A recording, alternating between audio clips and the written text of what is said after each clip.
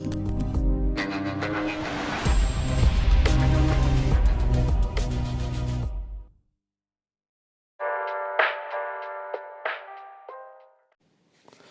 Episode 54 से लेके episode 60 तक सारे फिलर्स है जिसका मेन स्टोरी लाइन से कोई संबंध नहीं है। और 61 भी आधा फिलर है, तो हम उसके आधे से स्टार्ट करते हैं। तो एपिसोड 61 के स्टार्टिंग में हम देखते हैं कि सांजी दूरबीन से देख रहा होता है और वो नामी को बताता है कि मुझे सामने काले बादल दिख रहे हैं, और मुझे लग रहा है कि तूफान आ रहा है। तभी नामी बोलते हैं कि हम अपने सही रास्ते में जा रहे हैं, हमें रेड लाइन कभी भी दिख सकती है। तभी लूफी भी ऊपर जाता है और सांजी को पीटते पीटते बोलता है कि आखिरकार हम ग्रैंड लाइन जाने वाले हैं, और मैं बहुत खुश हूँ। और सांजी उसे लात मार देता है। तभी नामी मन में सोचते हैं कि क्या हम सही जा रहे हैं, और उसाप के हाथ में मेरे का स्टेयरिंग होता है और अचानक वो स्टेयरिंग आगे हो जाता है। तभी नामी उन्हें एक नक्शा दिखाते हैं और बोलते हैं कि मैंने एक अफवाह सुनी है और इस मैप में भी वही है। अगर वो बात सही है, यानी कि जो ग्रैंड लाइन जाने का रास्ता है वो एक पहाड़ के ऊपर से है। तभी जोरो बोलता है कि क्या हम उस पहाड़ को टकरा जाएंगे। नामी बोलते हैं कि मुझे न भी इस पे यकीन नहीं है आ रहा, और इस मैप में भी एक दरार दिख रही है, तो जो सीधा पहाड़ के ऊपर से जाती है और वहाँ से हम ऊपर जा सकते हैं। जोरो बोलता है कि पर हमारी शिप ऊपर माउंटेन के ऊपर से चढ़ेगी कैसे। नामी बोलते हैं कि पर ये मैप में तो यही कह रहे हैं। सांजी जोरो को बोलता है कि नामी कह रही है तो ये सच ही होगा। और जोरो बोलता है कि वो मैप हमने बग्गी से चुराया है, हम उसके मैप पर भरोसा नहीं कर सकते। और उसाप उन्हें स्टेयरिंग पकड़ने में उनकी मदद मांगता है और नामी के कहने पर सांजी उसकी मदद करने जाता है, पर वो उस स्टेयरिंग को हिला भी नहीं पाते। और उसाप बोलता है कि ये पानी का बहाव बहुत तेज़ है, क्या हमें थोड़ी और मदद मिल सकती है। और बहाव का नाम सुन के नामी को समझ में आ जाता है कि उस दरार से हम सच में पहाड़ के ऊपर जा सकते हैं। इस मैप में देखो, जो तुम्हें ये दरार दिख रही है, जो चारों समुद्र का बहाव है, वो सीधा इस पहाड़ पर जाता है।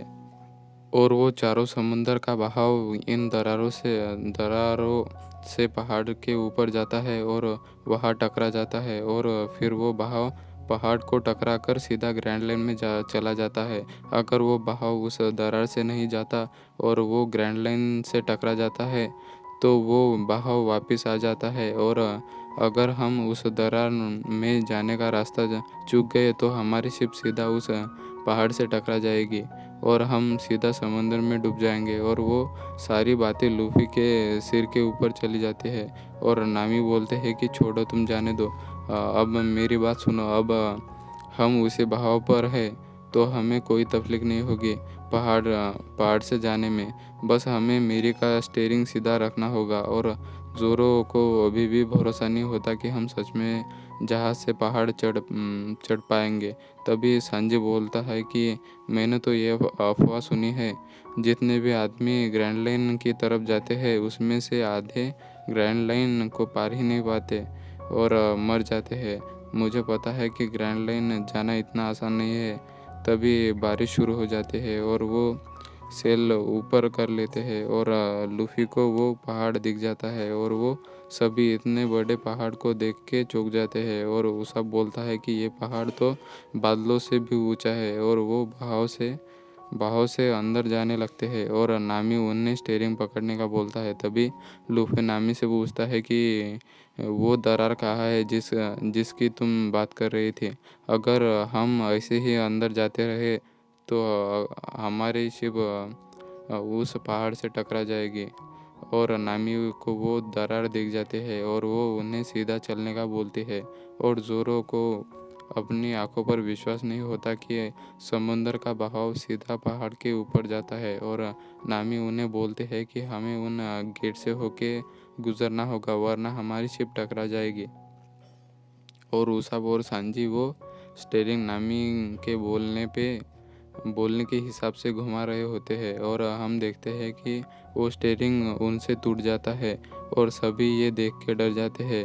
तभी लूफी बलून बन जाता है और शिप को उस गेट से टकराने से बचा लेता है और जोरो उसे खींच लेता है और उसाब और सांजी से ये देखने की ये देख के कि हमारी शिप ठीक है नाचने लगते हैं और वो बोलते हैं कि हमने ये कर दिया और नामी बोलते हैं कि अब हमें बस सीधा जाना है और हम उस शिप में एक मिस्टीरियस पर्सन को देखते हैं और लूफी ये देख के खुश हो जाता है कि वो ग्रैंडलैंड जा रहे हैं।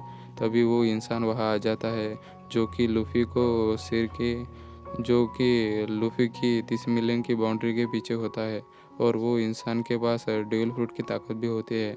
पर नामी उसे चकमा दे के समुद्र में गिरा देती है और उनकी अक्लमंदी को देख के सभी खुश हो जाते हैं और वो सोचते हैं कि ये आइडिया हमें क्यों नहीं आया। और नामी बोलते हैं कि अब वो हमारे पीछे नहीं आएगा क्योंकि वो अपने डेविल फ्रूट के कारण पानी में तैर नहीं सकता। और सभी हंसने लगते हैं और वो सीधा बादलों के ऊपर पहुंच जाते हैं और सभी इस व्यू का मज़ा ले रहे होते हैं। तभी वो तेज़ी से नीचे जाने लगते हैं और लूफी बोलता है कि ये है दुनिया का सबसे बेहतरीन समुंदर द ग्रैंड लाइन और वन पीस ज़रूर यही कहीं होगा और मैं वन पीस को ज़रूर ढूंढूंगा। चलो चलते हैं।